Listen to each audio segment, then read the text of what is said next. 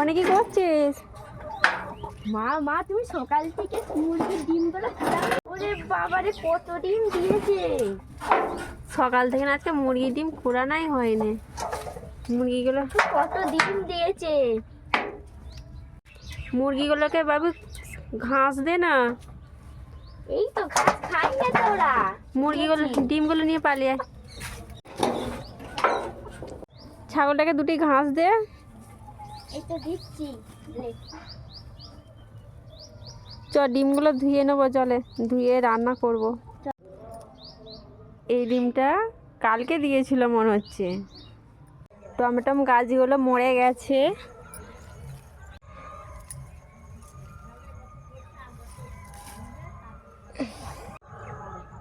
কাঁচা টমেটো 3টে নিয়ে নিলাম।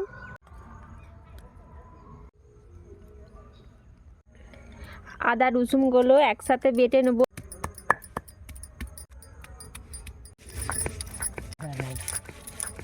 আদা রসুনগুলো বাটা হয়ে গেছে, তুলে নেব। কাঁচা লঙ্কা সরষে একসাথে বেটে নেব। কাঁচা লঙ্কা সরষে একসাথে বাটা হয়ে গেছে। 3টে টমেটো দিয়ে দেশি মুরগির ডিম রান্না করব আজকে। হাত চাটুতে ডিমগুলো ভাজলে খুব ফুলো ফুলো লাগে, দেখতে খুব সুন্দর লাগে। ধনে শুকনো লঙ্কা গোটা জিরে একসাথে ভেজে নেব। এগুলো ভাজা হয়ে গেছে। তোকে এই ধারে ঠুকে নেব। হাত চাটুর মধ্যে তেল দিয়ে ডিমগুলো এইভাবে গ্লাসের মধ্যে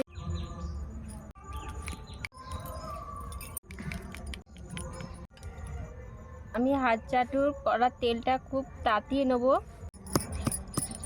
তেলটা খুব তেতে গেছে, এর মধ্যে গুলা ডিমটা দিয়ে দিলাম।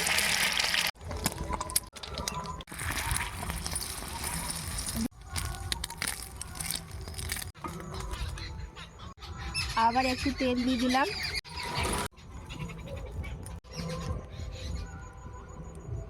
ডিমটা ঢেলে দিলাম। আবার ডিমের সাইজগুলো খুব সুন্দর হচ্ছে। দিলাম। এইভাবে সব ডিম একটু একটু করে ভেজে নেব। আবার ডিম দিয়ে দিলাম।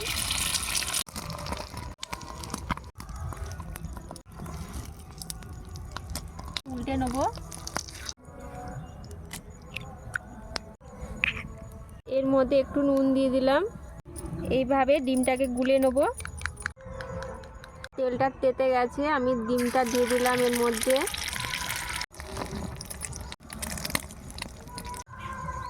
এইভাবে ডিমটাকে উল্টে নেব।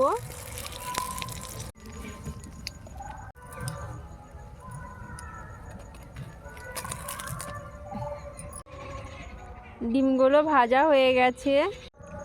কাঁচা টমেটোগুলো কুচিয়ে নেবো এইভাবে। প্রথমে সর্ষের তেল দিয়ে দিলাম। প্রথমে কাঁচা টমেটোগুলো দিয়ে দিলাম। পেঁয়াজগুলো দিয়ে দিলাম।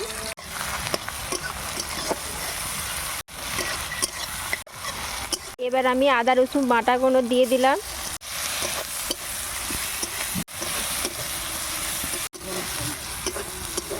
লঙ্কা গুঁড়ো, হলুদ গুঁড়ো,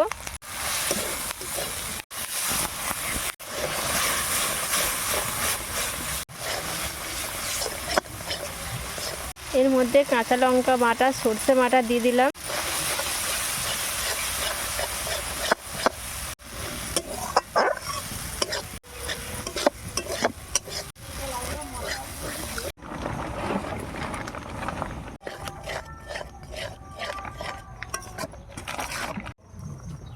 এবার আমি নুন দিয়ে দিলাম। এবার আমি ভাজা ডিমগুলো একটা একটা করে দিয়ে দিলাম।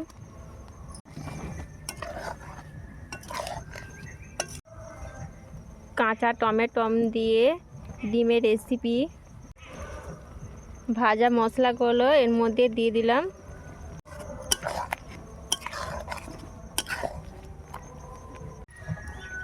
কাঁচা টমেটো দিয়ে ডিমের রেসিপি তৈরি হয়ে গেছে। কি সুন্দর গন্ধ আসছে। আমার ছেলে খাবে বলে বসে পড়েছে।